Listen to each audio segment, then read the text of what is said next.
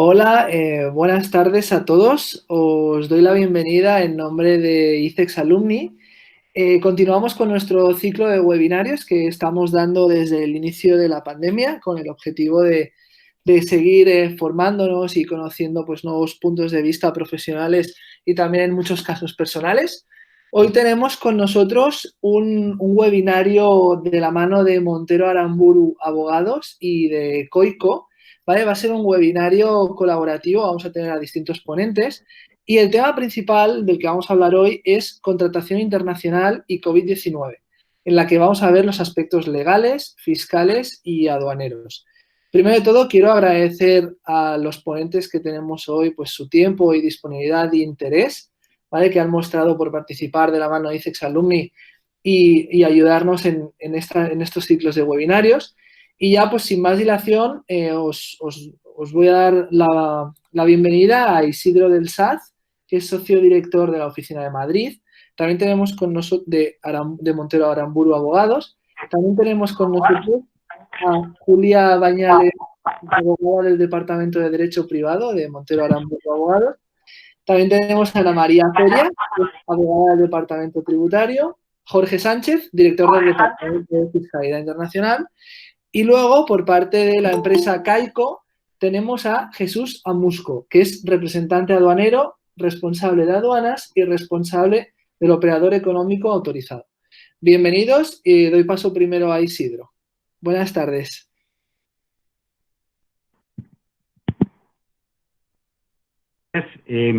Hablo desde Madrid. Alejandro, muchas gracias.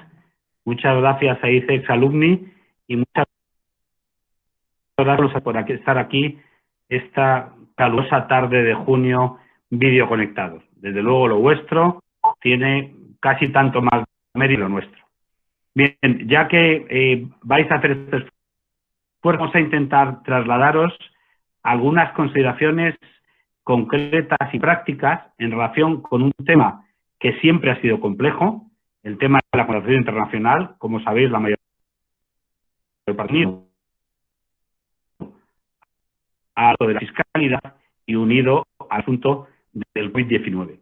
Hay un aluvión de reformas normativas, hay un aluvión de aspectos técnicos y prácticos y nos gustaría ayudaros para que, ya que todo lo demás es incierto, pues nos pudiéramos trasladar desde nuestro despacho y con la colaboración de Caico algunas recomendaciones prácticas y un examen y una valoración de las normativa vigente, aspectos contractuales y novedades. Sin más, vamos a empezar a analizar tres ámbitos muy conectados. Son los aspectos legales, los aspectos tributarios y los aspectos aduaneros.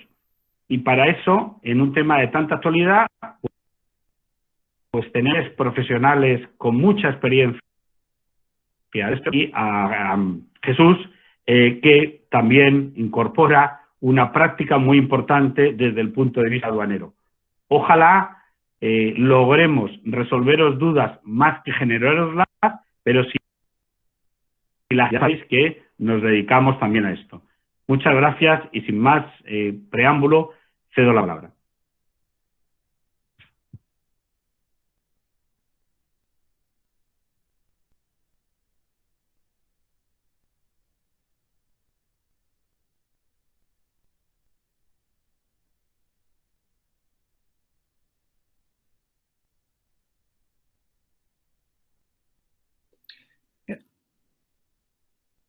Julia, ¿no te escuchamos?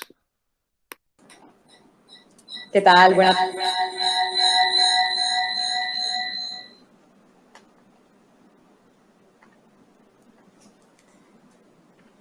Bueno, muchas gracias Isidro, muchas gracias a Caico y a ICEX Alumni por estar hoy con nosotros y por haber organizado esta jornada. Que estoy intentando compartir la presentación.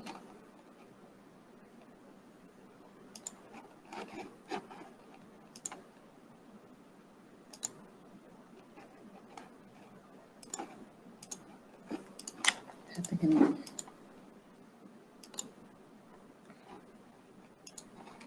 No tengo permiso. Empezad vosotros, que no tengo permiso. Disculpad, he tenido un pequeño error con compartiendo la presentación. Voy a dar paso a mis compañeros Ana Feria, del Departamento Fiscal, para que nos hable de IVA, y a continuación iniciaré mi presentación sobre contratación internacional. Gracias. Bueno, hola a todos, buenas tardes. Muchas gracias por vuestra asistencia y, bueno, voy a intentar yo compartir pantalla, ¿vale?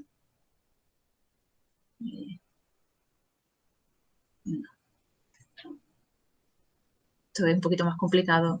Aquí. Aquí.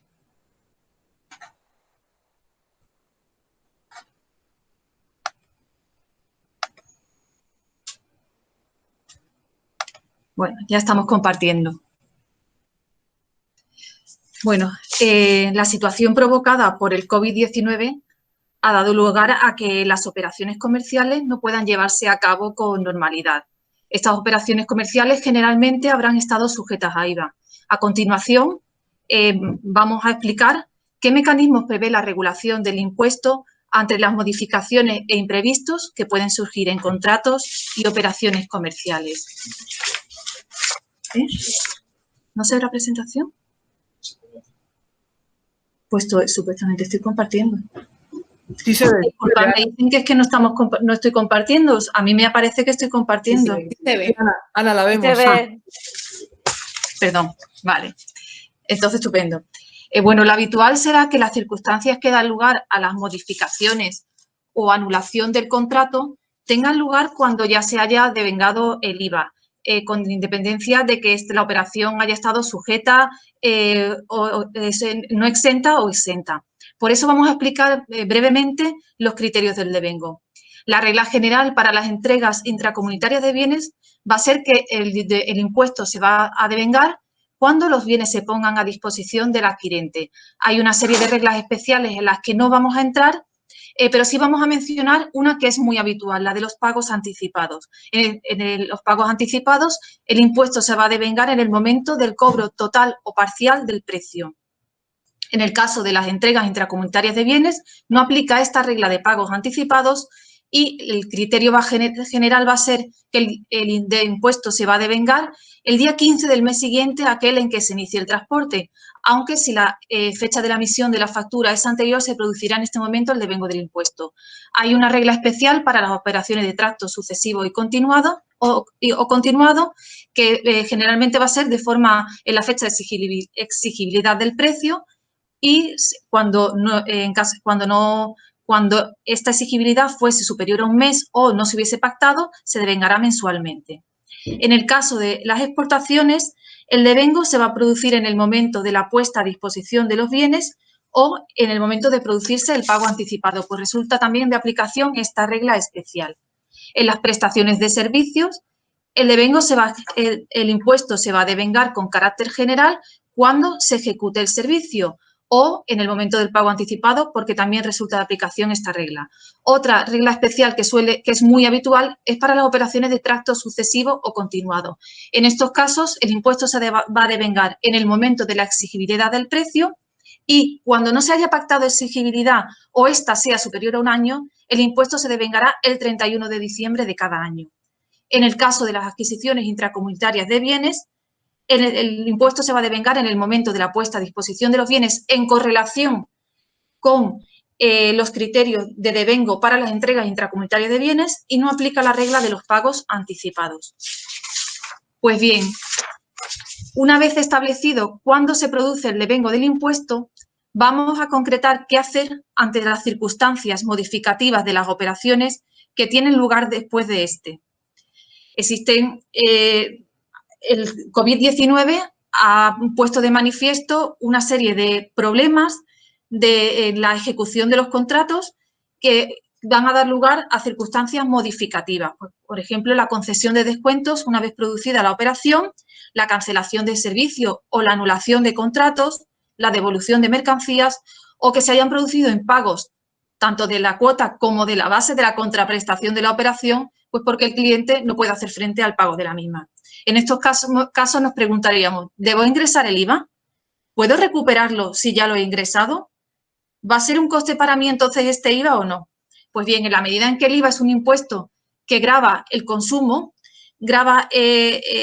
existen mecanismos para corregir todas estas disfunciones que se producen en la cadena intermedia. Y estos mecanismos, pues, los vamos a comentar algunos de ellos. Vamos a concentrarnos en la posibilidad de modificación de la base imponible con respecto de las entregas de bienes y prestaciones de servicio para que no haya que pagar un IVA que no corresponde a una operación, y luego la posibilidad de aplicar una exención en las reimportaciones de bienes. Como hemos comentado, es posible que en una operación ya devengada, pues se produzca después de su devengo un descuento, se cancele el pedido o se produzca una devolución de mercancías, todas estas circunstancias que hemos comentado. Pues bien, para una solución, la normativa nos ofrece una solución frente a esto, que es la modificación de la base imponible. El supuesto de impago lo vamos a dejar aparte. ¿Qué es la modificación de la base imponible? Pues un mecanismo que va a permitir reajustar esa base declarada con respecto a la nueva realidad de la operación, y si en su caso pues podremos obtener la devolución del IVA repercutido e ingresado. Pero para ello será necesario que cumplamos una serie de requisitos formales y materiales. Esencialmente tenemos que emitir una factura rectificativa con todos los requisitos formales que tiene una factura rectificativa, porque si no nos dará después problemas. Y como esa modificación, por las circunstancias que hemos comentado, generalmente va a dar lugar a una disminución de la base imponible, pues podremos recuperar esas diferencias en las cuotas de IVA en la declaración del periodo, en el modelo de 303 del periodo en el que se expide la factura rectificativa, se emite la factura rectificativa, o en los siguientes hasta el plazo de un año. No podremos hacer esta modificación para las adquisiciones intracomunitarias, pero sí para otras operaciones que se entiendan localizadas en otro Estado miembro, como las prestaciones de servicios cuando el destinatario es un empresario o profesional. Si la circunstancia que ha tenido lugar en esta relación comercial es un impago, pues existe el mecanismo también de modificación de la base imponible, pero que nos va a permitir recuperar al menos de la cuota de IVA no cobrada de nuestro cliente. Los requisitos aquí son mucho más estrictos que para el supuesto anterior, y sí que una recomendación es ser muy fieles en el cumplimiento de estos requisitos, porque si no, pues nos veremos perjudicados con la imposibilidad de recuperación de esas cuotas de IVA. Primero, que no es posible cuando el destinatario no esté establecido o domiciliado en el TAI. Debe haber transcurrido el plazo de un año desde el devengo del impuesto, pero para empresas cuyo volumen de operaciones sea inferior a 6 millones, 10.000 euros, 121,04, pues se permite también optar entre un plazo de 6 meses o de un año. Si el destinatario es un consumidor final, la base imponible ha de ser al menos de 300 euros. Pero, como otro de los requisitos es que se haya presentado una reclamación judicial o se haya formalizado un requerimiento notarial, el coste de estas dos figuras hace que para impagos de pequeño importe pues no sea tan conveniente o no sea tan útil acudir a esta figura. Como he comentado, es necesario que se emita una factura rectificativa y que se acredite su remisión al destinatario de la operación, porque éste tiene que rectificar la deducción que haya practicado. Los plazos en la emisión y expedición de estas facturas son muy cortos, están muy tasados, y además hay que suministrar la información también dentro de unos plazos establecidos, por lo que es muy recomendable que se sea muy estricto en el cumplimiento de los requisitos formales para evitar el doble perjuicio, no solo de no cobrar la contraprestación de la operación, sino encima de no poder recuperar ese IVA no cobrado. Y por último, en cuanto a mecanismos frente a las circunstancias que nos acaecen en el desarrollo de los contratos, pues nombrar la posibilidad de aplicar la exención en la reimportación. Puede ser que nosotros hayamos exportado una mercancía fuera del territorio de la Unión y que nos la devuelva el cliente. Pues para evitar que en esa importación, esa introducción de la mercancía en el territorio de la Unión se devengue un IVA, existe este mecanismo, esta posibilidad de aplicar esta exención, pero para eso principalmente debe establecerse desde el principio. Los requisitos son que la reimportación se produzca dentro de los 3 años desde que se hubiese declarado la exportación, Debe solicitarse la exención en el momento de presentación de la mercancía y la mercancía debe reimportarse en las mismas condiciones en que fue exportada. En conclusión, pues la normativa del IVA prevé mecanismos para que no haya que ingresar las cuotas de IVA en los supuestos en que las operaciones se ven afectadas por circunstancias del tráfico mercantil, como descuentos, devoluciones, anulaciones de pedidos, pero es importante el cumplimiento de los requisitos formales, como hemos hecho hincapié. Más importante todavía son estos requisitos formales en los supuestos de impago, porque existen una serie de plazos preclusivos que pueden impedir la recuperación de estas cuotas de IVA y que entonces tengamos el doble perjuicio de no cobrar ni el IVA ni la contraprestación. Bueno, en conclusión de todo esto es que en los supuestos en los que haya alguna circunstancia anómala del tráfico mercantil, intentemos buscar las soluciones que la normativa del IVA haya previsto, porque es muy probable que las haya y así evitaríamos un perjuicio en cuanto a este impuesto. Bueno, ahora paso la palabra a mi compañero Jorge Sánchez, que va a comenzar hablando de la tributación en IVA de las ventas online y del comercio electrónico. Muy bien, muchas gracias, Ana. Gracias a ICEX Alumni por darnos la posibilidad de exponer este seminario web. Gracias a todos los asistentes.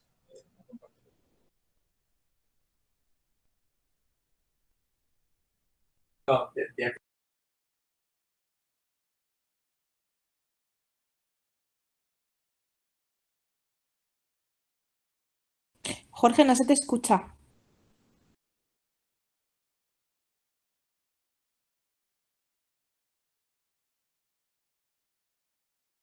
No te escuchamos, Jorge. Jorge, tienes el micro silenciado.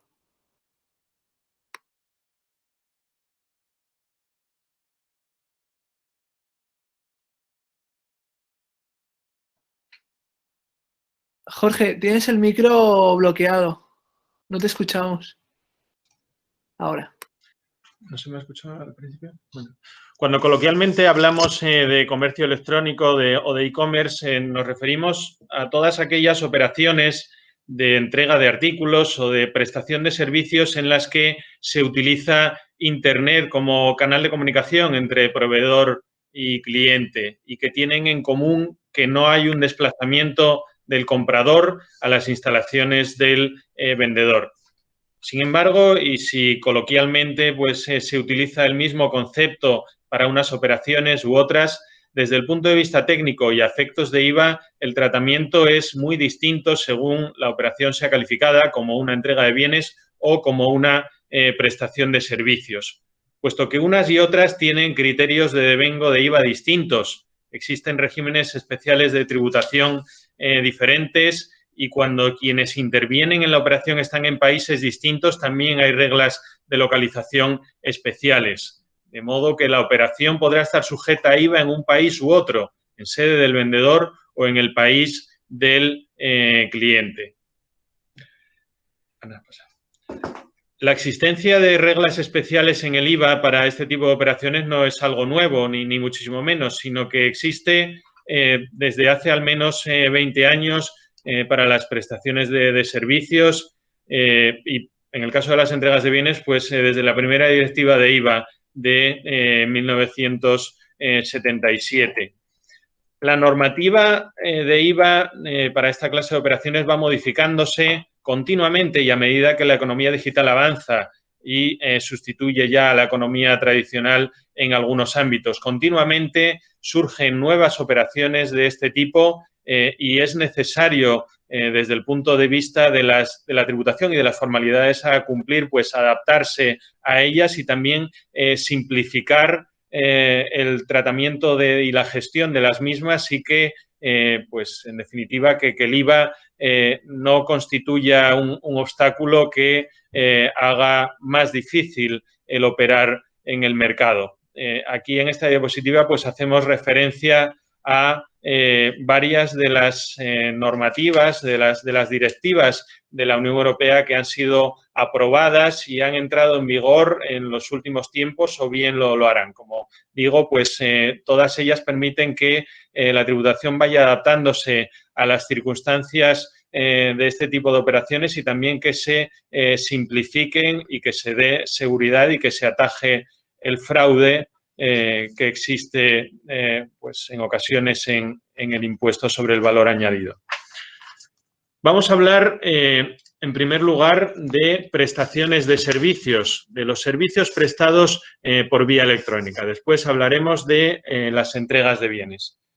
Pues bien, los servicios prestados por vía electrónica son aquellos en los que la operación se realiza online. No se trata de que las partes hayan contactado por Internet o que se haya hecho el pedido o se haya firmado el contrato por Internet, sino se trata de que el servicio en sí mismo se presta por Internet o por otra red electrónica que está automatizada y que requiere de una intervención humana mínima. Sin Internet o sin la red electrónica que corresponda, la prestación del servicio sencillamente no sería viable.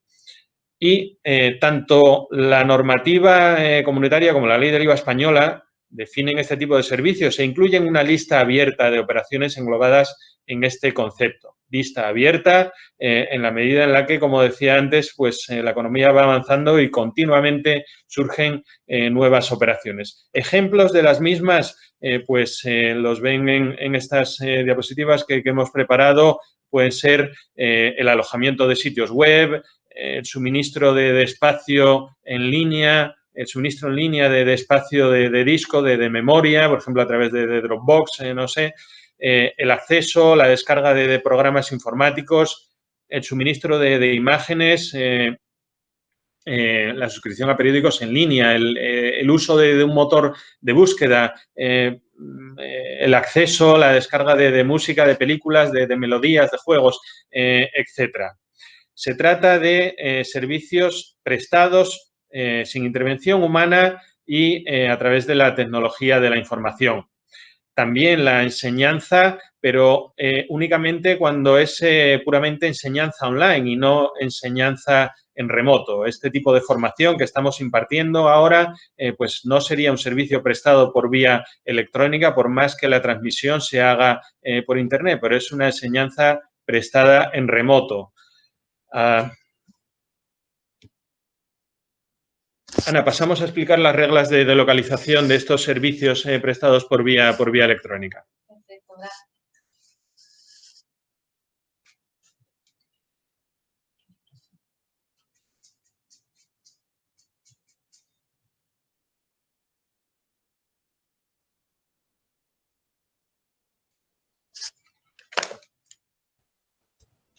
Perfecto, Jorge, muchas gracias. Bueno, vamos a ver, voy a volver yo a la presentación.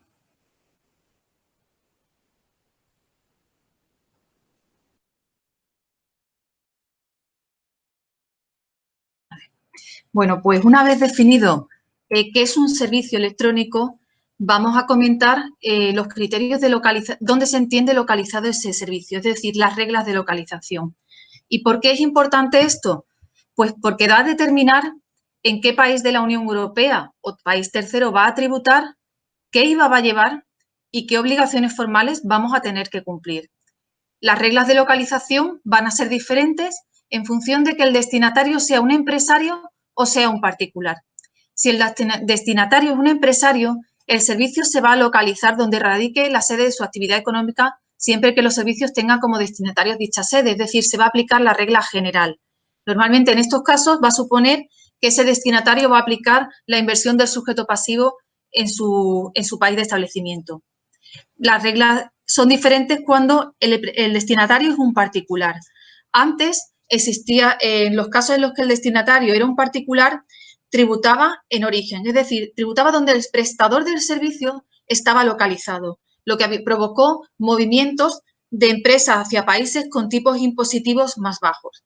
Pero como el IVA es un impuesto que trata de gravar el consumo, se modificó esta regla de localización para que el criterio general sea la localización en sede del destinatario. No obstante, cuando el volumen de operaciones en el año anterior no haya excedido de 10.000 euros, se tributaría en origen, es decir, en sede del prestador, como para facilitar a pequeños prestadores de servicios online el cumplimiento de sus obligaciones tributarias, es decir, tributará con el IVA de la sede del prestador, de ese país donde ese pequeño prestador está establecido. Esas reglas son también de aplicación para empresarios que no estén establecidos en países miembros de la Unión Europea, lo que tiene su importancia, como veremos más adelante. ¿Cuáles son las consecuencias de estas reglas de localización? Pues si se localiza en sede, el servicio se localiza en sede de diversos destinatarios establecidos en varios países miembros de la Unión Europea, pues nos podemos encontrar con la obligación de repercutir e ingresar IVA de otros Estados miembros y obligaciones de alta. Para esto, la solución que ha ofrecido el legislador es el régimen especial de servicios electrónicos, que veremos un poco más adelante. En conclusión, ¿cuándo un empresario español tiene que preocuparse por el IVA de otro Estado miembro? Pues bien, cuando el destinatario sea un empresario profesional establecido en otro Estado miembro, que en esos casos, como hemos comentado, lo habitual será que opere la inversión del sujeto pasivo. Cuando el destinatario sea un particular domiciliado en otro Estado miembro distinto de España y el volumen de operación en el año anterior haya sido superior a 10.000 euros, y cuando se haya optado por el régimen especial. ¿Qué implica este régimen especial? Este régimen lleva desde el año 2015 y permite que, aunque se repercuta IVA de otros Estados miembros, no exista obligación ni de identificación ni de declaración en dichos Estados miembros. ¿Por qué? Porque se van a ingresar las cuotas de IVA repercutidas en esos Estados miembros desde el propio Estado donde esté el prestador. Es decir, un empresario español que preste servicios electrónicos a particulares en Francia, Italia y Portugal, aunque los servicios estén localizados en Francia, Italia y Portugal, a través de la mini ventanilla única ingresará esas cuotas de IVA de esos Estados miembros y ya eso será gestionado por la Agencia Tributaria Española. Este régimen es optativo para empresarios comunitarios o de fuera de la Unión Europea que prestan servicios en la comunidad. Supone la localización de estos servicios prestados a consumidores finales en el Estado miembro de consumo, sin ese umbral de 10.000 euros que hemos comentado anteriormente. Como he indicado, la gestión va a hacerse a través de una ventanilla única en el Estado miembro de establecimiento o de identificación, en el caso de empresarios de fuera de la Unión Europea, la mini ventanilla única, y porque estos empresarios de fuera de la Unión Europea se han de registrar en un Estado miembro y presentar las declaraciones en él. Obviamente no es aplicable a los servicios prestados en el propio Estado miembro de establecimiento. Si un empresario español presta servicios electrónicos a un cliente particular español, no aplica este régimen. Aplica el régimen general de IVA. Vamos a comentar muy brevemente y muy por encima algunas de las obligaciones formales derivadas de este régimen. El primero es que, bueno, ha de optarse, como hemos indicado, y esta opción se ha de presentar en el Estado miembro de identificación con la declaración de inicio, teniendo efectos desde el primer día del trimestre natural siguiente a la presentación. Obliga, obviamente, a la llevanza de un registro de las operaciones con el detalle suficiente como para que cada administración tributaria pueda saber qué cuotas de IVA le corresponden. Y la expedición de la factura, no obstante, habrá de ajustarse a las normas del Estado miembro de identificación. Y únicamente mencionar una cuestión. Existen dos modalidades. Una que se denomina el régimen de la Unión y otra régimen exterior de la Unión. La del régimen de la Unión será para empresarios establecidos en el Estado miembro, pero no en el Estado miembro de consumo, y el régimen exterior para los empresarios no establecidos en la Unión Europea que se identifican en un Estado miembro de la Unión. Las obligaciones, simplemente la regulación es diferente únicamente para establecer diversos matices en cuanto a las obligaciones, porque obviamente van a ser diferentes. Y bueno, le paso la palabra a mi compañero Jorge Sánchez, que va a hablar ahora de la venta de productos online.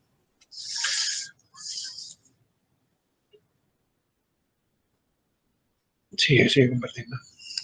Bueno, pues hasta aquí la tributación de la prestación de servicios de comercio electrónico. Pero cuando lo que se vende a través de Internet no es un servicio, sino algo tangible, cuando hablamos de ventas online en cuanto a entregas de bienes, en las que Internet es el medio para tramitar el pedido y para realizar el pago, la tributación será la que exponemos a continuación. Como digo, Internet es el medio, pero ese medio de contacto entre las partes pudiera ser el teléfono, pudiera ser el correo postal, y el tratamiento fiscal en el IVA sería el mismo.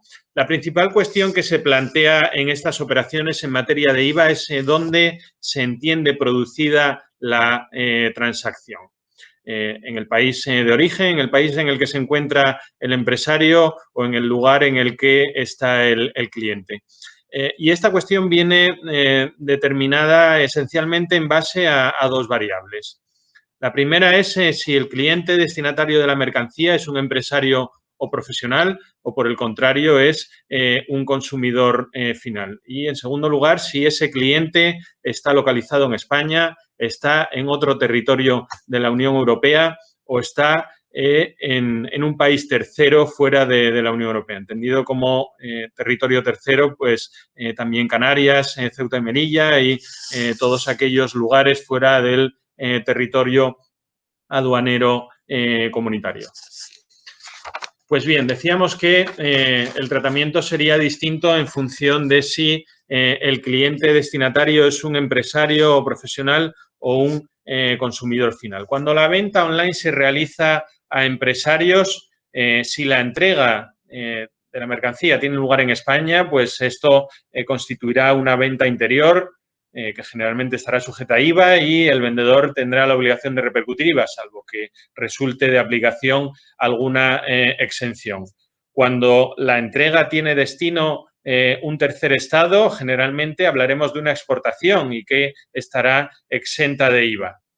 Y cuando la entrega tiene por destino otro país de la Unión Europea, generalmente, y dado que el cliente en este caso es un empresario profesional, esa entrega estará exenta de IVA español y estará sujeta en el país de destino como adquisición intracomunitaria de la que será sujeto pasivo el cliente. Cuando la venta online tiene por destinatario un particular, pues veremos cuál es la tributación en cada uno de esos tres supuestos que contemplábamos. Y en dos de ellos no hay diferencias con respecto a la venta a empresarios. Cuando el cliente está localizado en España peninsular y en Baleares, pues estaremos igualmente ante una operación interior a efectos de IVA localizada en España, y existirá obligación de repercutir IVA. Cuando la venta se realice en favor de alguien que está en un territorio tercero, o en Canarias, Ceuta, Melilla, será una exportación exenta de IVA, y generalmente el empresario español vendedor pues deberá de realizar los trámites aduaneros de exportación. Pero cuando la venta tenga por destinatario un cliente consumidor final localizado en otro país de la Unión Europea, existe una regla general y es la de tributación por IVA español. La operación se entenderá realizada en España y sujeta al IVA español, salvo que se supere un determinado límite. Existe un determinado límite cuantitativo a partir del cual este tipo de ventas se tributan en destino, están sujetas al IVA del país en el que se encuentra el cliente. Se trata del régimen especial de IVA de las ventas a distancia. Esto se hace básicamente para evitar el riesgo de distorsión de la competencia que existiría si se tributase siempre en origen, pues habría un número elevado de empresas que tratasen de localizarse en aquellos países con un tipo de gravamen de IVA más bajo. Para evitar esas distorsiones y esa deslocalización, se obliga que a partir de determinado importe la operación tribute en destino. En la diapositiva siguiente veremos cuáles son esos importes y que varían dentro de un rango y a partir de un importe mínimo fijado por la Unión Europea. En definitiva, este régimen especial de las ventas a distancia con tributación en destino se aplica a todas aquellas entregas hechas sin desplazamiento del comprador al establecimiento del vendedor, da igual que se venda por internet o que se venda a través de un catálogo o que se venda por teléfono, y que tengan por destinatario particulares localizados en un país de la Unión Europea distinto del estado en el que está el vendedor. Consumidor en España y vendedor en otro país de la Unión Europea, empresario vendedor en España y cliente en otro país de la Unión Europea. El transporte al país donde se localiza el consumidor debe realizarse por el vendedor o por cuenta del vendedor y debe realizarse con motivo de la venta. De modo que este régimen no aplica a aquellos casos en los que el vendedor tiene un stock de mercancía en el país en el que se encuentran sus compradores para poder atender a estos con mayor rapidez. Se regula un umbral de ventas por cada país, superado el cual las ventas se localizan en destino.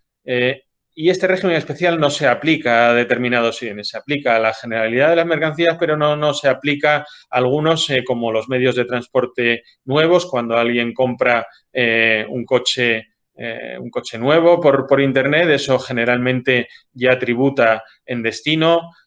Tampoco en el caso de los bienes que deban de ser objeto de instalación o montaje, ni tampoco en el caso de los bienes usados, de los objetos de arte, de las antigüedades, dado que estos ya tienen un régimen propio y especial de IVA.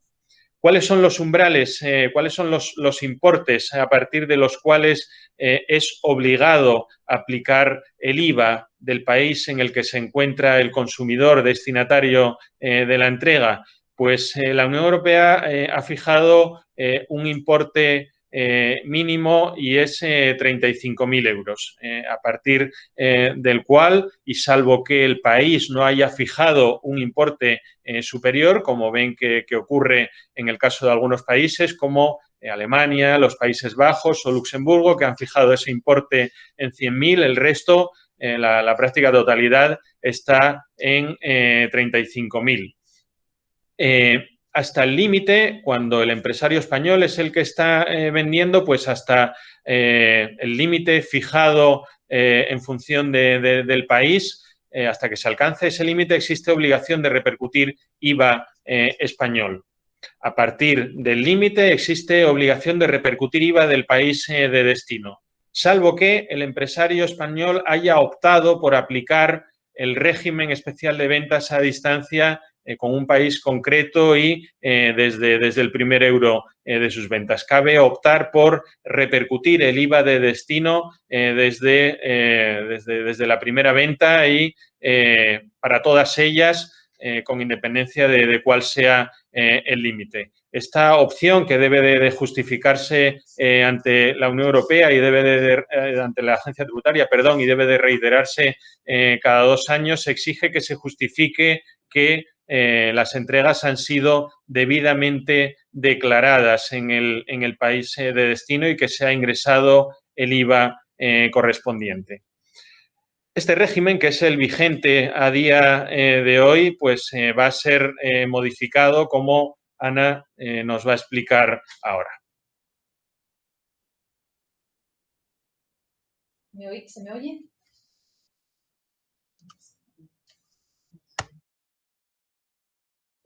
Sí, se oía, ¿eh? Todo perfecto. Ahora no te escuchamos, Ana. Ana, perdón, no te escuchamos, ¿eh? Tienes el micro apagado. Ana.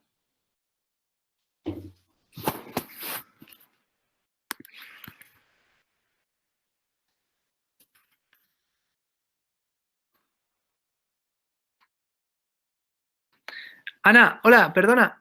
No te escuchamos, tienes el micro apagado. Ahora. Sí, ahora estoy. Venga, presenta. Bueno, pues como ha anticipado mi compañero Jorge, aunque se prevé una modificación de esta regulación actual, tanto en las prestaciones de servicios electrónicos como en el régimen de ventas online. Aunque hemos puesto 1 de enero de 2021 como fecha del cambio, es muy probable, y hay una propuesta para que se posponga, debido a las circunstancias actuales que están viviendo todos los Estados miembros, a que se posponga hasta el 1 de julio de 2021. Entonces, la transposición por parte de los Estados miembros no tendría que ser anterior al 1 de enero de 2021, sino anterior al 1 de julio de 2021. Pues este cambio que se propone es un gran cambio en las operaciones online, porque va a suponer una fusión entre el régimen de ventas a distancia y el régimen de prestación de servicios electrónicos. Va a ser que además se va a ampliar a todos los servicios en los que el destinatario sea un particular y se tribute en destino. Entonces, esta mini ventanilla única que comentábamos que existía anteriormente va a ser la que se va a utilizar para todo este tipo de operaciones que tendremos que ya dejar de ser tan mini, y se declararán todas estas operaciones desde el Estado miembro de establecimiento del prestador o vendedor, ya dada la ampliación de este rango. Al final, supone ir avanzando en este objetivo que tiene el IVA del gravamen en el Estado miembro de consumo, pero aprovechar las ventajas electrónicas que hay hoy día para facilitar el ingreso y la recaudación por parte de los empresarios y por parte de los estados. Adicionalmente, se va a hacer una modificación, se van a introducir 2 nuevos regímenes que van a ser de ventas a distancia de bienes importados para importaciones de escaso valor, inferiores a 150 euros, y ventas a distancia mediante interfaz electrónica. En conclusión, pues hay una evolución muy importante, va a haber una evolución muy importante y una simplificación que va a ayudar en esta evolución que está teniendo la sociedad y que el COVID-19 ha aumentado hacia la venta online, la prestación de servicios electrónicos y la ampliación de mercado mediante la simplificación de las obligaciones formales por parte de los empresarios. Y por nuestra parte, hemos terminado en cuanto a las implicaciones tributarias y ya doy la palabra a mi compañera Julia Bañales, que voy a dejar de compartir.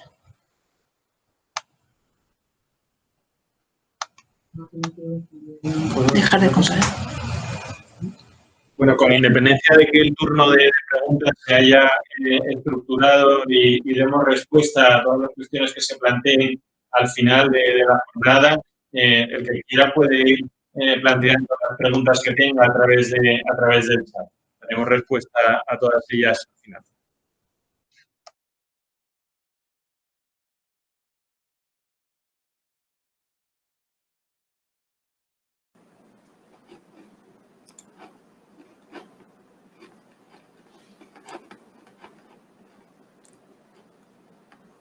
Buenas tardes. En primer lugar, pedido disculpas por esto se pudiera encuadrar dentro de un supuesto de fuerza mayor, puesto que no he podido presentar mi presentación a tiempo por una ventana pop-up que no me permitía copiar el ordenador, así que os pido disculpas. La declaración del estado de alarma y, en general, la pandemia provocada por el COVID-19 ha irrumpido de forma abrupta en todas las relaciones jurídicas y, sobre todo,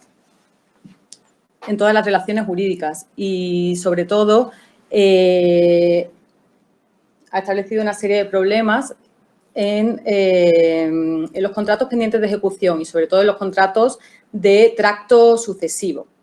En España, el legislador ha querido regular sus efectos de una forma o de otra, pero, sin embargo, en la contratación internacional nos presenta una mayor inseguridad jurídica, mayor incertidumbre, dado que los estados habrán sufrido, las partes contratantes estarán cada una en un estado distinto y estos estados habrán sufrido los efectos de la pandemia de una manera desigual, y también los gobiernos habrán tomado medidas para detener la propagación de la enfermedad de forma dispar, lo cual va a suponer que nos encontremos con partes que están distintamente afectadas por la pandemia. Los problemas con los que se han encontrado nuestros clientes los podemos dividir en 2. Por un lado, la imposibilidad sobrevenida de cumplimiento del contrato, es decir, que el cierre de fronteras, la limitación en el transporte de personas, de mercancías, ha supuesto la imposibilidad material de cumplir con una determinada obligación. Si yo lo que tengo que hacer es, en una compraventa de mercaderías, enviar un determinado bien a otro país y se me ha cerrado la frontera o directamente mi actividad ha sido cerrada por una orden del Gobierno, por la declaración del estado de alarma, yo estaré incurso en una imposibilidad sobrevenida de cumplimiento y podré alegar que que he incurrido en una fuerza mayor. Sin embargo, es posible que yo tenga una dificultad para cumplir porque la pandemia me haya supuesto una excesiva onerosidad en mi obligación. Es decir, yo podría cumplir, puedo, a lo mejor mi empresa está abierta, puedo enviar el determinado bien al extranjero, pero el precio que yo pacté en su día, ¿vale? El precio que pactamos en el contrato ya no me merece la pena, porque a lo mejor el enviarlo va a ser mucho más elevado, mucho más incrementado. Entonces si no, ¿no se ve o qué? Solo está en la portada. Ah, disculpad. Disculpad que volvemos a la fuerza mayor y parece que vuelvo a tener otro problema con la diapositiva. Está claro que no nos estamos llevando bien con... A ver.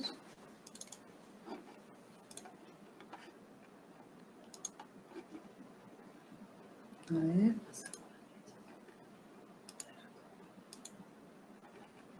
Sí, el problema aquí es que no se ve la pantalla completa, Julia. No sé si quieres... Bueno, podemos verlo desde tu PowerPoint. De acuerdo. Disculpad porque está... De acuerdo, voy a intentar compartir toda mi pantalla, ¿de acuerdo? No, voy a intentar compartir toda la pantalla completa, ¿de acuerdo? Y en ese caso, si veis ahora mi pantalla, pasamos a ver la presentación. ¿Se ve, Ana, la presentación? Sí. De acuerdo. Perfecto, bien.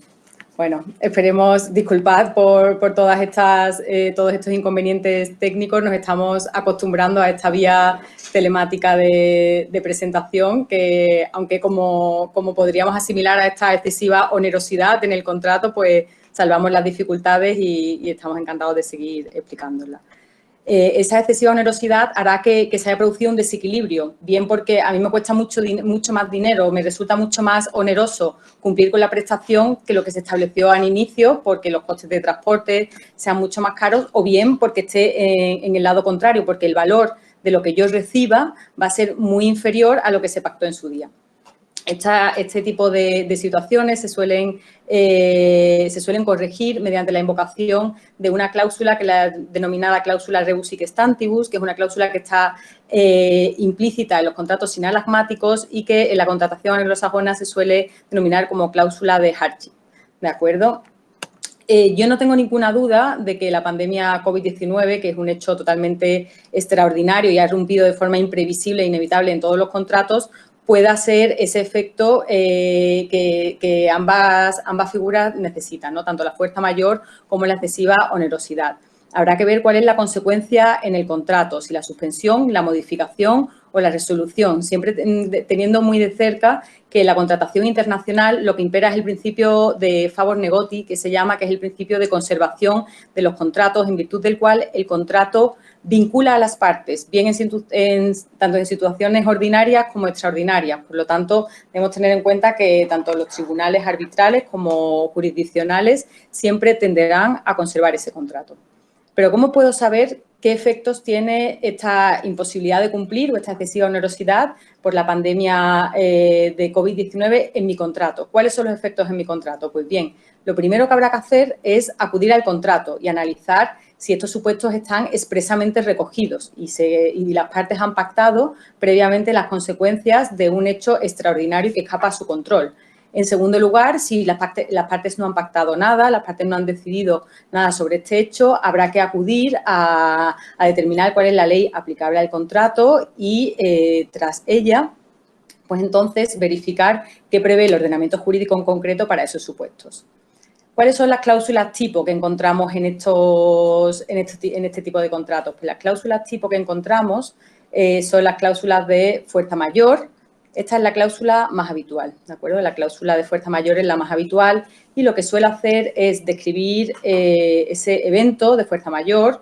Suele describirse como actos ajenos al control de las partes, bien de terrorismo, guerra, terremoto, pandemia no suele encontrarse, estoy seguro que a partir de ahora se recogerá también. Una exención de responsabilidad del cumplimiento de la obligación por la parte afectada por ese evento de fuerza mayor, una serie de obligaciones a cargo de esa parte, de notificación, de minimizar el impacto, de hacer un plan de previsión de cuándo va a poder cumplir o cómo podrá cumplir de forma alternativa y después las consecuencias que irán desde la suspensión a la resolución. Esta es la cláusula, como decimos, que es más típica y que se suele encontrar en la práctica totalidad de los contratos sometidos a derecho anglosajón, como en pero en la contratación internacional es muy habitual.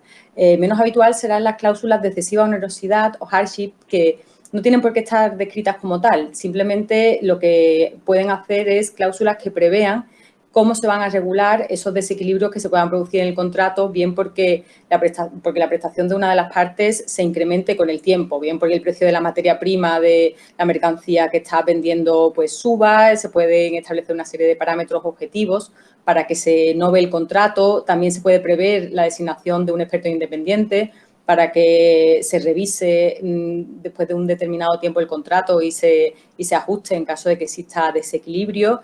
Y también hay cláusulas que prevén incluso la resolución del contrato si, llegado el caso, a una de las partes pudiera acreditar que ha dejado de resultarle rentable y que es excesivamente oneroso. Por último, me gustaría referirme a las cláusulas Material Adverse Change o cláusulas MAC de cambio material adverso, que son más raras, también regulan este tipo de efectos en un determinado contrato, pero se circunscriben a contratos típicos de compraventa de empresas, de inversión y de financiación.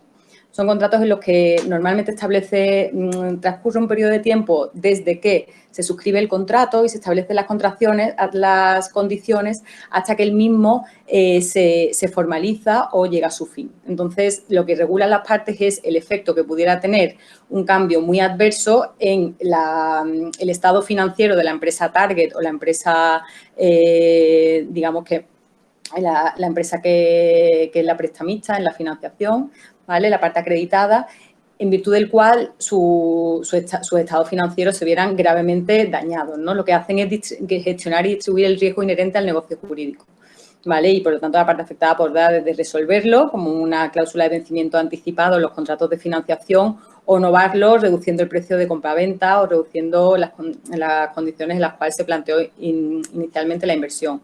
Estas cláusulas fueron muy utilizadas en la crisis de 2008 por la crisis financiera de ese año, pero exige, la jurisprudencia que la ha interpretado, exige que el efecto que se provoca por ese cambio material adverso sea grave y duradero. Y creo que la parte que quiera alegarla, que será la compradora o la parte prestamista, va a tener mucha dificultad porque creo que ahora mismo no podemos probar un efecto grave y duradero en el tiempo. Es un efecto muy grave, muy extraordinario, pero que por ahora es temporal y que seguramente tendrán que esperar para poder aplicarla. En defecto de regulación expresa de las partes de ese efecto del COVID en el contrato, habrá que acudir a ver cuál es el derecho aplicable. En primer lugar, el derecho aplicable será el que las partes hayan acordado que se regule en el contrato, ¿no? Existe un principio de libertad, salvo en la contratación con consumidores, en la cual tendremos que ceñirnos a las normas imperativas del domicilio del consumidor. Salvo en esa contratación, normalmente la contratación mercantil y civil, existe una libertad de las partes de elegir el derecho aplicable al contrato. Esa libertad incluso se puede hacer a todo o a parte del contrato, incluso con un ordenamiento jurídico que no tenga conexión ni con las partes ni con el objeto. Muchas veces es habitual someter el contrato a derecho inglés cuando ninguna de las partes tienen esa nacionalidad y el objeto tampoco radica en dicho país. En defecto de pacto de las partes, en la contratación internacional, pese a la incertidumbre que provoca y las dificultades a las que se enfrentan normalmente las partes ante un incumplimiento, es habitual que ni siquiera haya un contrato. Nos encontramos muchas veces con que se contrata mediante un encargo, una orden de compra por correo electrónico y entonces hay que acudir a normas supranacionales o de derecho internacional privado para ver cuál es la ley aplicable al contrato. El reglamento Roma I será de aplicación a todos los países de la Unión Europea, salvo Dinamarca, y establece una serie de criterios para determinar cuál será la ley aplicable a un contrato. Criterios de residencia de la persona que tiene la prestación a cargo, por lo tanto, residencia del vendedor, residencia del distribuidor, del agente, y después también los vínculos más estrechos, es decir, el criterio del país con el que presente los vínculos más estrechos el contrato. Como decimos, en defecto de una norma supranacional, habrá que acudir al artículo 10.5 del Código Civil, que también establece una serie de normas que son subsidiarias y, a diferencia de los principios internacionales que veíamos antes del reglamento Roma I y el principio de libertad de elección de la Conferencia de Derecho Internacional Privado de La Haya, el artículo 10.5 sí que obliga a que la ley aplicable tenga una conexión con el negocio jurídico. ¿De acuerdo? En defecto de pacto sí que establece una serie de normas a las que podremos acudir para ver cuál es el derecho aplicable a nuestro contrato.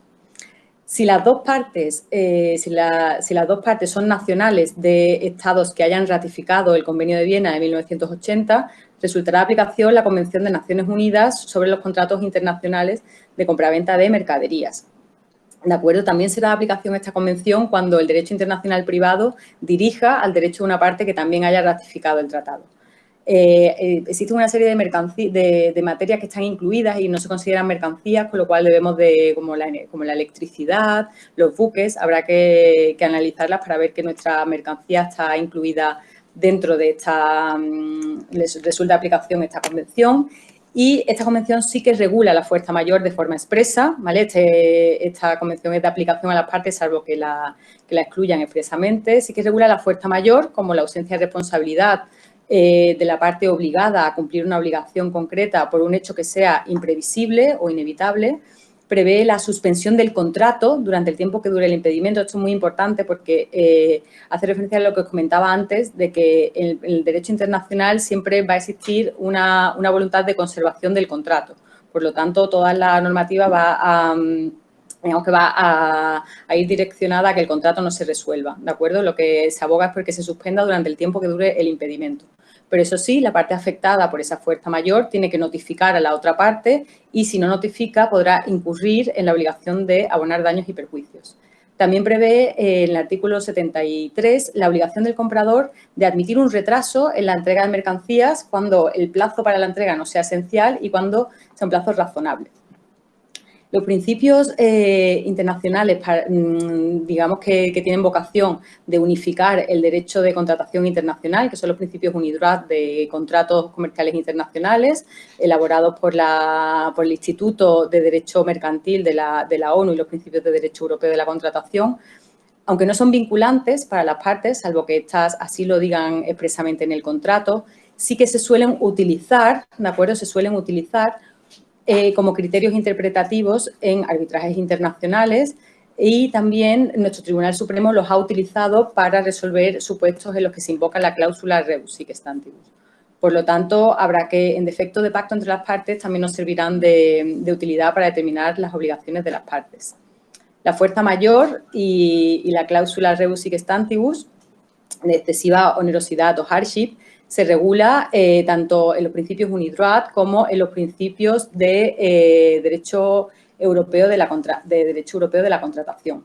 ¿De acuerdo? La fuerza mayor, en el artículo 7.17, se regula en idénticos términos al artículo 79 de la Convención de Viena.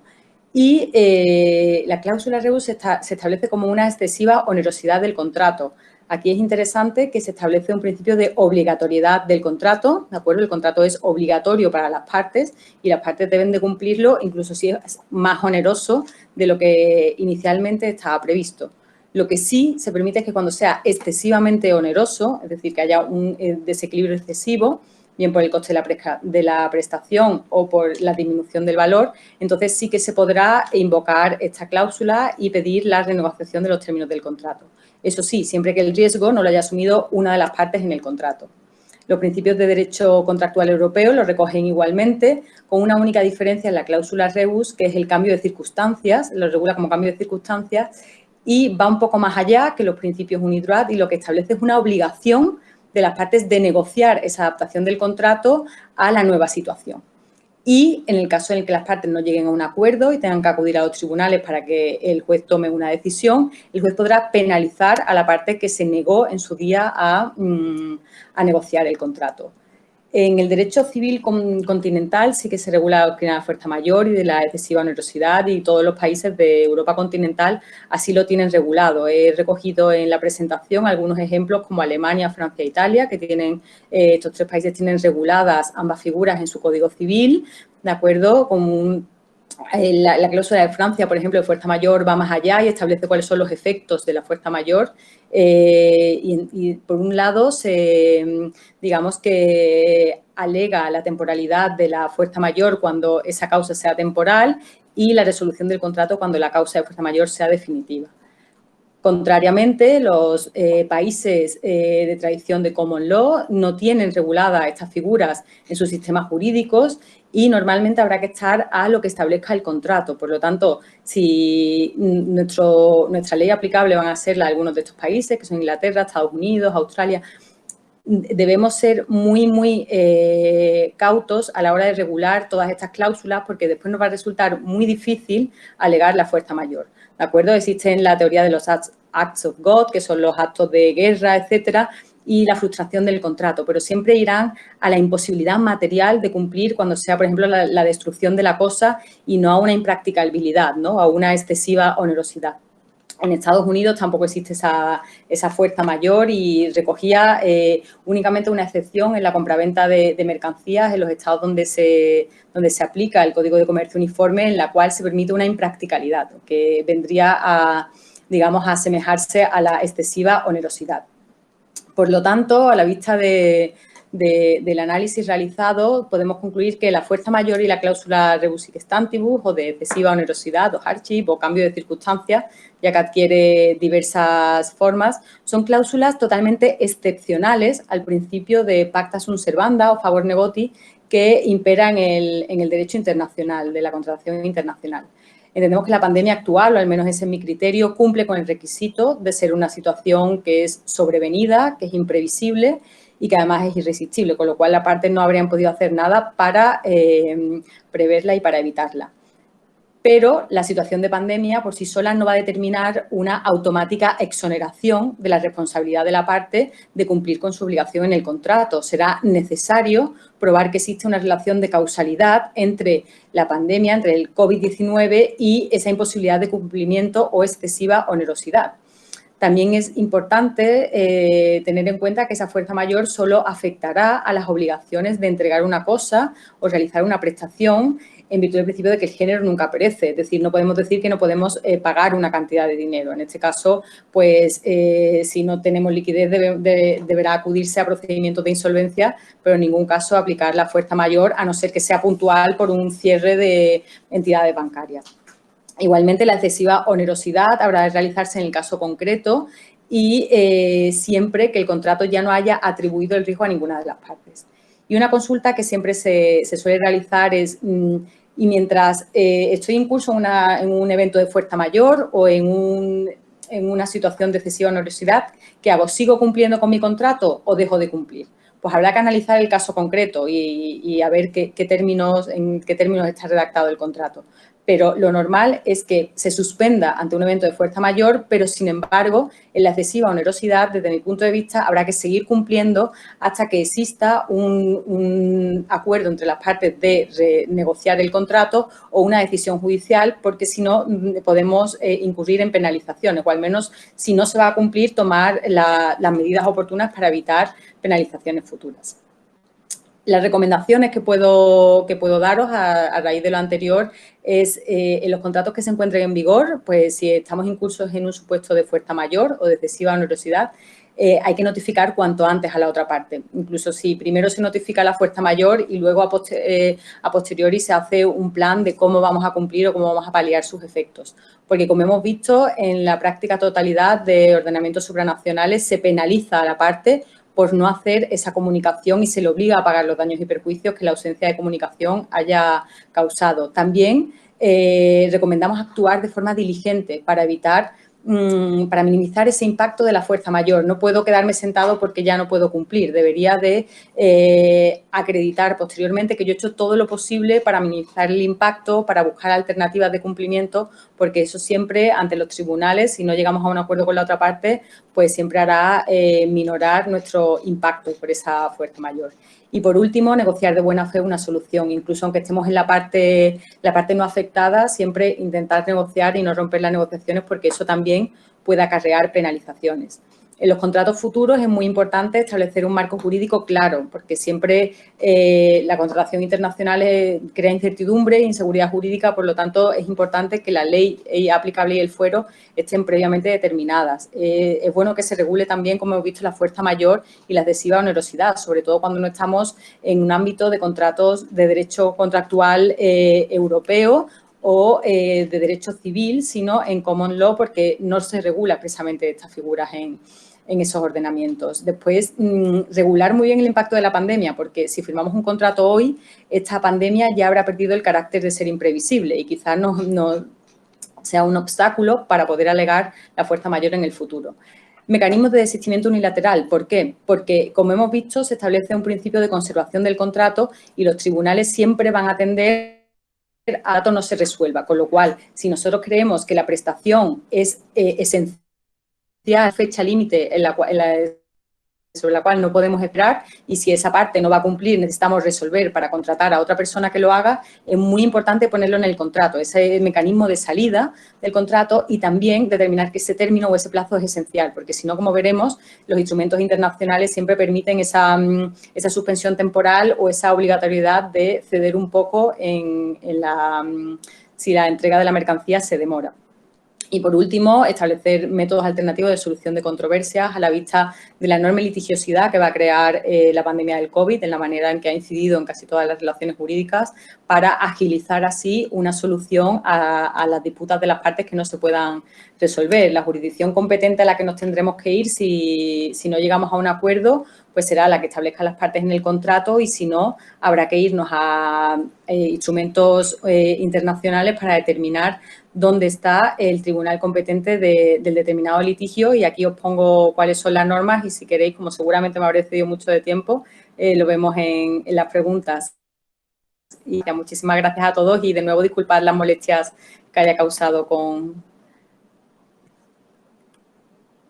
estas dificultades a las que nos enfrentamos en esta nueva era. Gracias.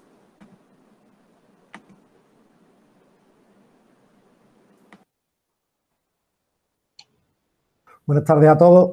Disculpad, doy paso a nuestro compañero Jesús de CAICO, que nos explicará cuáles han sido las dificultades en todo el tema de comercio internacional. Muchísimas gracias. Buenas tardes a todos. En primer lugar, muchas gracias a ICE, a Alumni y a Montero Aramburu Abogado por haberme invitado a participar en esta interesante conferencia y por darme la oportunidad de compartir este rato con todos vosotros. Para quienes no me conozcáis, mi nombre es Jesús Amusco, soy representante aduanero y responsable de aduana y de OEA de la empresa CAICO. CAICO es un operador logístico integral con un fuerte arraigo en Andalucía, ¿no? Y más de 75 años de experiencia en la gestión aduanera.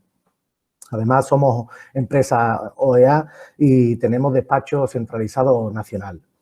Siempre empiezo este tipo de formaciones aduaneras explicando que gracias a mis 20 años de experiencia en CAICO puedo desarrollar este tipo de seminarios, ¿no? Y a mis alumnos siempre les digo un lema que me ha marcado durante toda mi carrera, que es que la aduana es mi vida, pero la enseñanza es mi pasión, ¿no? El título de mi ponencia es Aspectos aduaneros relacionados con el COVID-19. Vamos a hacer 4 bloques, uno va a ser aéreo, terrestre, marítimo, y por último hablaremos un poco de la aduana. En primer lugar, quiero empezar con el transporte internacional aéreo. Desde las primeras noticias relacionadas con la situación generada por el COVID-19, el transporte aéreo se ha visto muy fuertemente afectado. De hecho, han cerrado los aeropuertos en todo el mundo e incluso se han cancelado todos los vuelos de pasajeros. imaginaros el caos que se ha producido, ¿no? Si nos vamos ha habido un descenso generalizado en todos los envíos de carga, unido también al cierre de empresas, tanto en origen como en destino, limitándose solo las llegadas casi exclusivamente a empresas tipo courier como DHL, TNT, UPS o FedEx y a las empresas cargueras, ¿no? Pero sí que es verdad que ha habido un aumento de la importación de los materiales EPI, ¿no?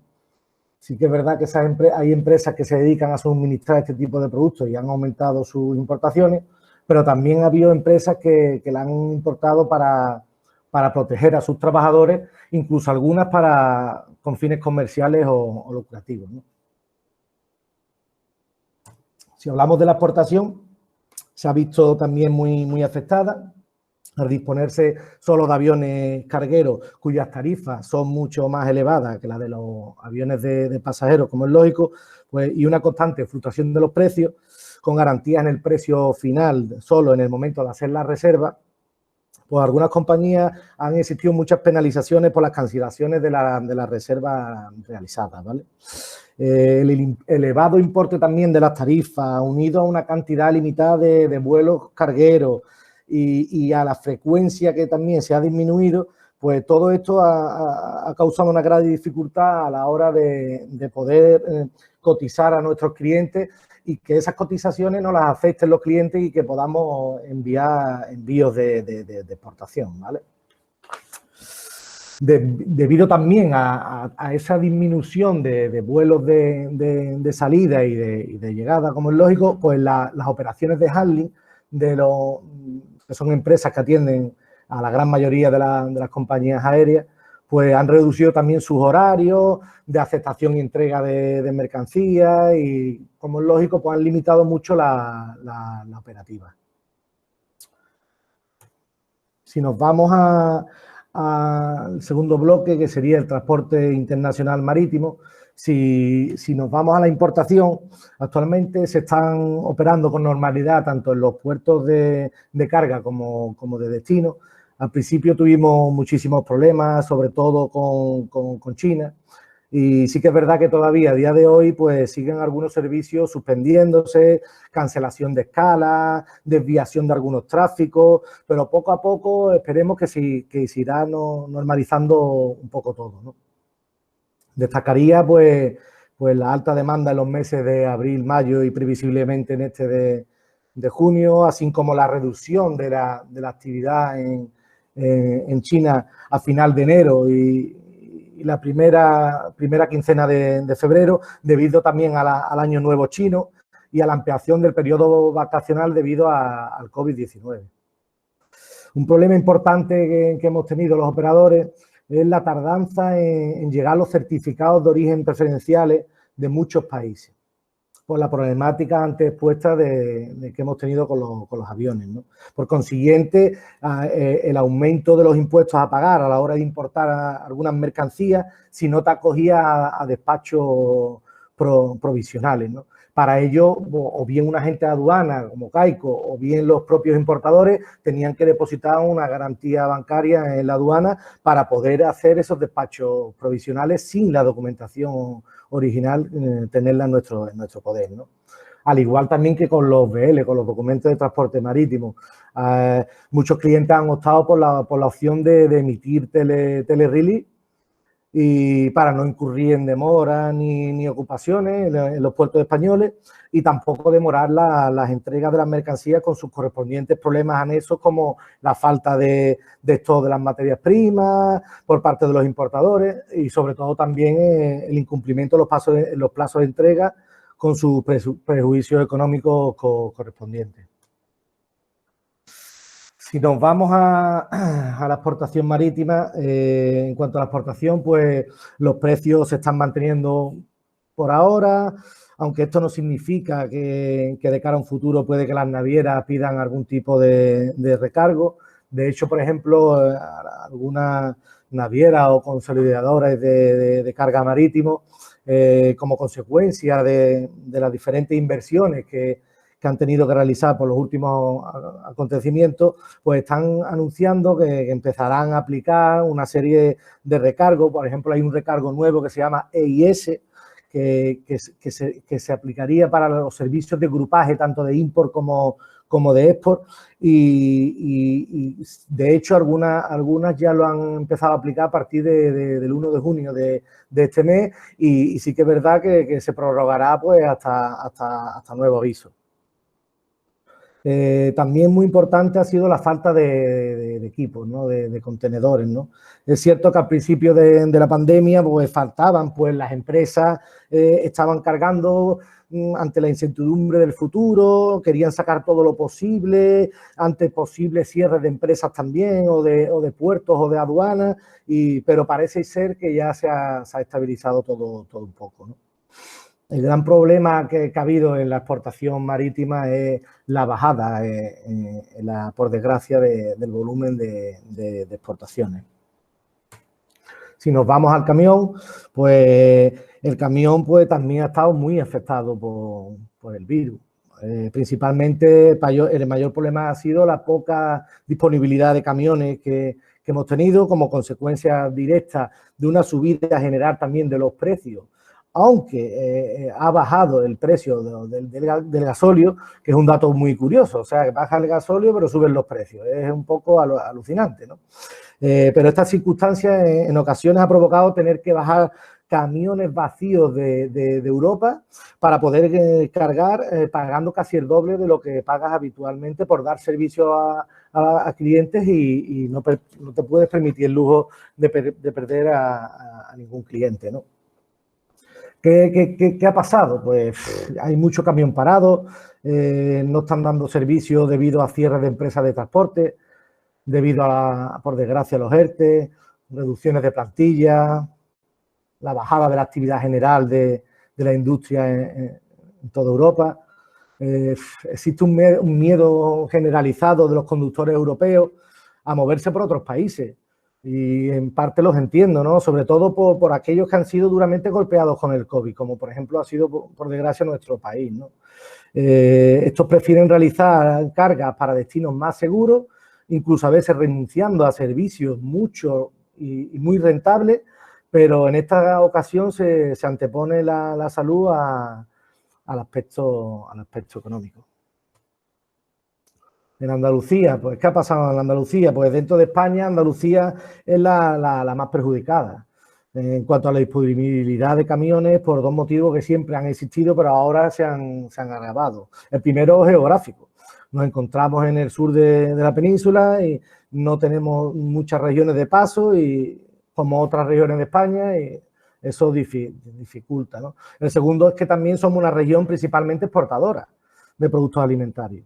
Esta actividad exportadora ha disminuido mucho menos que la actividad importadora de materias primas y de productos industriales, por lo que ha provocado una fuerte descompensación. Y así hace que tengamos muy pocos camiones disponibles en la parte sur de Andalucía. También los protocolos de seguridad implementados en las empresas para la protección del COVID obliga a que los conductores a llevar los EPIs adecuados, a llevar guantes, a llevar mascarillas, a llevar geles. El personal de los almacenes tienen que realizar una serie de procedimientos que antes no los realizaban. Entonces, por norma general, los tiempos de carga, de descarga y de manipulación se han alargado también. Esto, pues, también ha influido a que haya menos camiones. También, por último, se cerraron las fronteras. Ahora están diciendo que ya mismo las vuelven a abrir por vía terrestre. Se han realizado fuertes controles en todas las fronteras, ¿no? Entonces, lo que ha ocasionado, pues, interminables colas, aumento de los tiempos de tránsito, y por ello también merma la disponibilidad de los camiones, ¿no? Nosotros nos ha pasado de que algunos destinos que a lo mejor en 3 días llegamos, y hemos estado llegando en 6 días. Por lo tanto, todo eso lo ha dificultado. Por último, la parte mía, ¿no? La parte de aduana. Los despachos de aduana, tanto de importación como de exportación, los tránsitos, los DUA de vinculación, incluso el Intrastat, todo se ha visto afectado en sus procedimientos. Agilizándose en muchos casos y existiendo continuos cambios publicados por reales decretos por parte de la agencia tributaria, ¿no? ¿Qué cambios ha habido? Pues, por ejemplo, una dispensa de precintos de seguridad en las mercancías despachadas, ¿no? Cuando tú emites un tránsito, tienes que ponerle un precinto. ¿Qué ha pasado? Que nos dice la aduana, no hace falta poner los precintos, por lo que así evitamos el contacto entre las personas, ¿no? Entre el guardia civil, la aduana, el chofer, etc., etc. Los edificios de las aduanas han permanecido cerrados por la pandemia y muchos funcionarios trabajando de forma telemática o con el teletrabajo, como todos, ¿no? Sí que es verdad que han dejado algunos servicios mínimos esenciales, pero a partir del lunes 25 de mayo ya muchas oficinas, gracias a Dios, abrieron al público. Sí que es verdad que con una cita previa. Y sí que es verdad de que ha habido una serie de medidas de protección, unos procedimientos y sobre todo unos planes de contingencia, ¿no? Después también ha sido importante el levante sin papeles, ¿no? Levante sin papeles con carácter indefinido y hasta nueva orden se ha permitido la salida del recinto aduanero de las mercancías por medio de un dispositivo electrónico tipo tablet o tipo teléfono móvil, sin tener que entregar al resguardo o al confronta o a la Guardia Civil ningún tipo de documentación al respecto. Por lo tanto, esto ha favorecido muchísimo. También ha habido la aduana, una serie de medidas excepcionales, han sido muchísimas, aquí detallo algunas porque no daba tiempo de desarrollarlas todas, ¿no? Por ejemplo, los servicios de sanidad exterior han permitido que en lugar de tener que entregar la documentación sanitaria originales en mano, como se requiere habitualmente, ¿no? Para determinadas mercancías destinadas a consumo humano, pues las autoridades competentes de terceros países pueden dar fe de la autenticidad de los mismos comunicándolo por un canal oficial, a través de la Embajada de España o mediante correo electrónico enviado desde un buzón institucional, adjuntando copias de toda la documentación. Así que el interesado aporte escrito, así como que el interesado aporte pues, un escrito de compromiso de que posteriormente vamos a entregar esa documentación original, ¿no? Tan pronto como sea posible, ¿no? Entonces, esta medida ha sido muy efectiva y muy útil para todos los operadores, ¿no? Después también, por ejemplo, si la mercancía valía menos de 150 euros, la agencia tributaria ha aceptado como autorización de despacho pues la firma del destinatario en el justificante de entrega y en este documento sí que es verdad que debe de constar pues toda la identificación correcta del importador, ¿no? y su NIF, ¿no? Su CIF, ¿no? Y su firma, ¿no? Después también con el fito, ¿no? Pues los certificados fitosanitarios de exportación pasan a emitirse de forma electrónica y la gran mayoría de inspecciones pues se hacen documentales, ¿no? Para ello el inspector pues nos solicita que le cumplimentemos un escrito de responsabilidad, ¿no? Esto para nosotros ha sido pues una cosa bastante interesante, ¿no? Después, para comprobar que toda esta documentación original es auténtica y es legal, pues la agencia tributaria, para poder cotejar toda esta información, lo hace mediante unos códigos CSV en la página de la AEAT, ¿vale?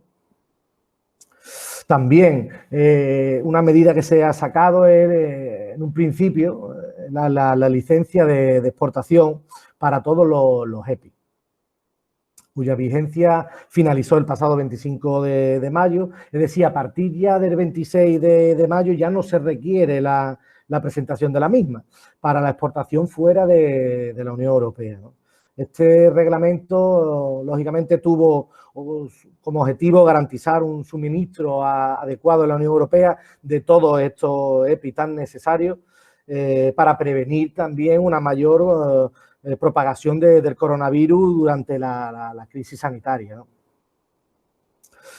También una cosa que también los importadores, sobre todo, les ha gustado bastante es que la posibilidad también de poder aplazar las deudas aduaneras y tributarias, ¿no? Derivadas de declaraciones aduaneras. También sí que es verdad que bajo unas ciertas condiciones y había que cumplir unos requisitos muy estrictos, ¿no?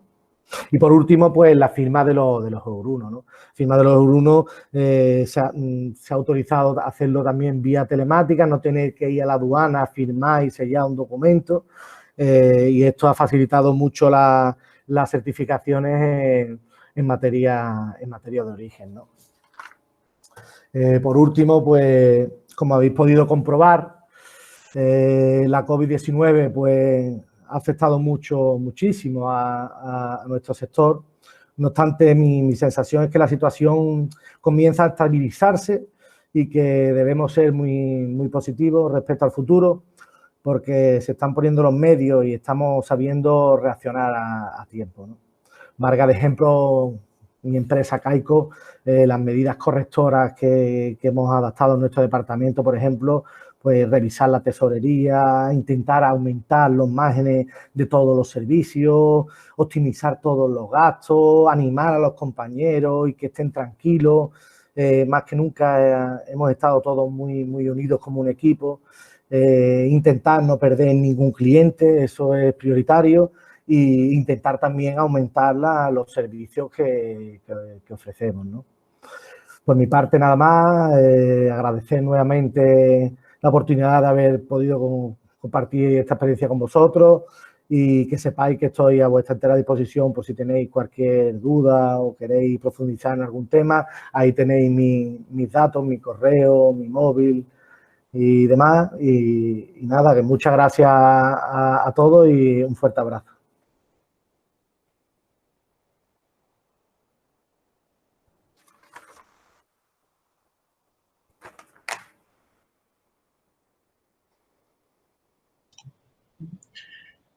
Bueno, pues si os parece, podemos pasar al turno de preguntas. A través del chat se han formulado un par de preguntas, una de ellas para Julia Bañales en materia de contratación internacional sobre qué ocurre con los contratos de arras para la compraventa de inmuebles situados en España cuando el comprador pues se ve imposibilitado de atender el contrato porque ya no le interesa simplemente la inversión en España.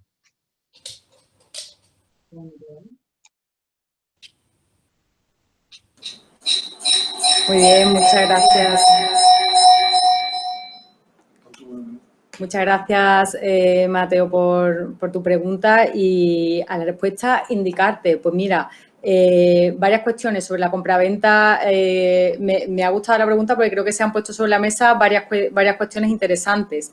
Hemos recibido muchísimas consultas sobre compraventas de inmuebles. ¿Qué pasa si la compraventa que yo pacté en su día a mí ya no me resulta razonable porque el precio que pactamos entendemos que ya no, digamos, se ajusta a las circunstancias de mercado, en este caso, como bien apuntabas, porque lo voy a destinar a alquiler turístico y ya, pues digamos que el fin para el que yo había firmado el contrato, de alguna manera se esfuma. Entonces, en este caso no habría una fuerza mayor, lo que habría sería una modificación de las condiciones pactadas inicialmente en el contrato por una excesiva onerosidad del mismo en la medida en que voy a pagar por algo más de lo que realmente vale.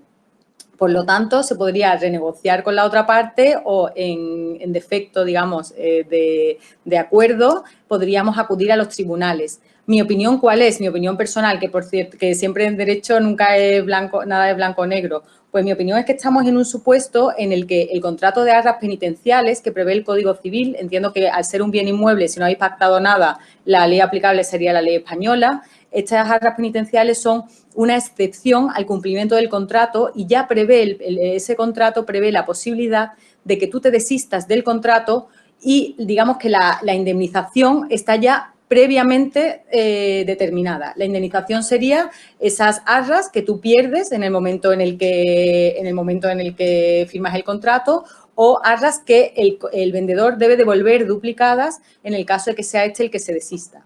Por lo tanto, desde mi punto de vista, siempre las partes están obligadas a negociar y buscar una solución. Desde mi punto de vista, creo que el contrato ya ha establecido un mecanismo para repartir el riesgo en virtud de esa salida o ese desistimiento en caso de que una parte no esté interesada y, por lo tanto, si no quiere comprar, pues lo que procedería sería desistirse y perder las arras. Otra cosa es que se quiera alcanzar un acuerdo entre las partes para pues, la parte vendedora quiera vender la casa y determine que está dispuesta a reducir algo. No podría exigirle el cumplimiento del contrato en la medida que se puede desistir perdiendo las arras, pero tampoco creo que esté el vendedor obligado a reducir el precio. No sé si he contestado, si quieres que por el chat indicarme alguna cuestión más. Mateo, si quieres puedes poner tu audio. Ah, vale, ha dicho. De acuerdo. Sí. Muchas gracias, que Mateo es mi hijo, pero tengo el ordenador con su nombre. Vale. Yo me llamo Vera Liprandi y muchas gracias por la respuesta. Yo opino lo mismo, pero son situaciones complicadas, ¿no? Y tengo varios clientes, yo también soy abogada, con toda esa problemática y que alegan de todo. Pero bueno, muchas gracias, ¿eh? Muy interesante todo. Gracias. Gracias.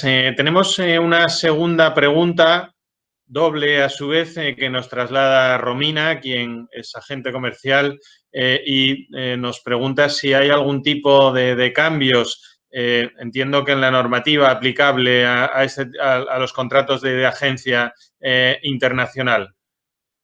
Y luego nos pregunta también si hay algún tipo de incentivo o reducción en la tributación de las empresas que contratan a agentes internacionales. Bueno, primero la parte de normativa aplicable a la agencia. Julia, cierro.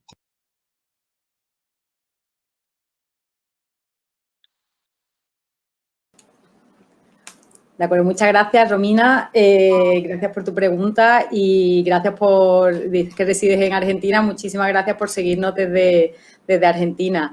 En mi opinión, creo que la normativa no ha cambiado, es decir, la ley del contrato de agencia español no ha cambiado. En este caso se aplicaría en defecto de pacto la ley del agente, ¿de acuerdo? Que sería la ley del domicilio donde resida el agente, sería la ley argentina, sin perjuicio de que se establezcan una serie de normas imperativas o leyes policía a los elementos del contrato que estén en otro país. Por lo tanto, entiendo que todos los elementos que estén en España, la propia empresa, si ha cerrado, si digamos que su actividad ha disminuido o ha tenido que tomar algún tipo de medida por esa normativa, entiendo que esas leyes policías aplicarían independientemente de que en defecto de pacto aplique la ley argentina. Si hay que buscar una nueva solución o un nuevo marco de acuerdo entre las partes porque se hayan reducido las ventas o porque deba de resolverse el contrato, entiendo que no está establecido previamente ni en la ley del contrato de agencia ni en ningún marco, con lo cual deberá ser un acuerdo al que lleguen las partes. Yo, en principio, me inclino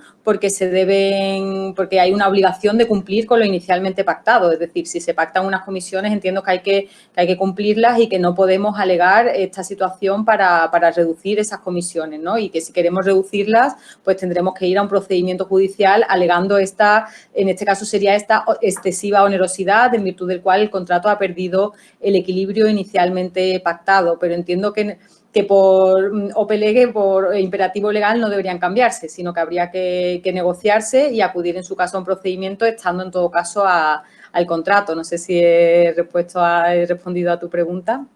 Muchas gracias.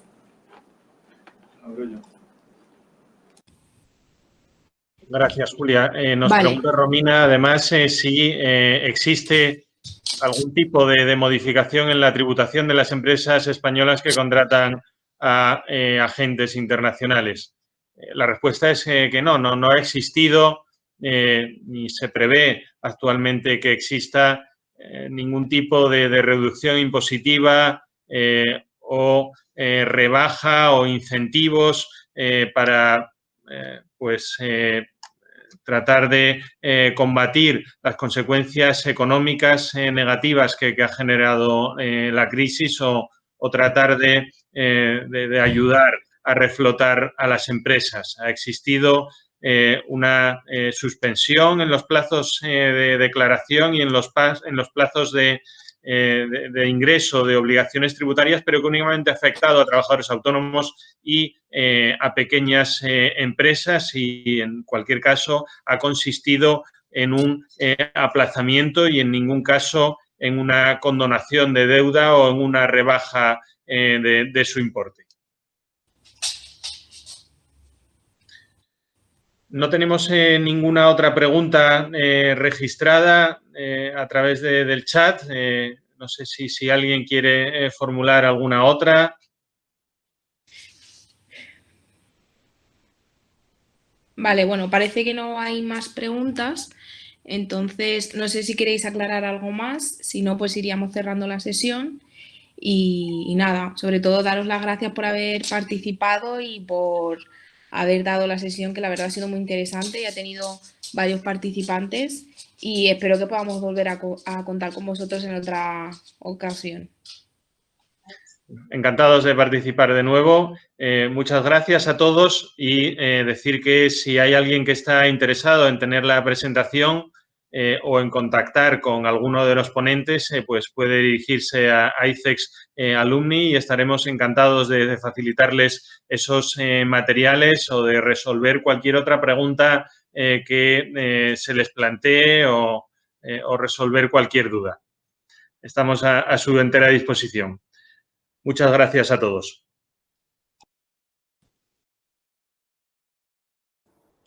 Gracias.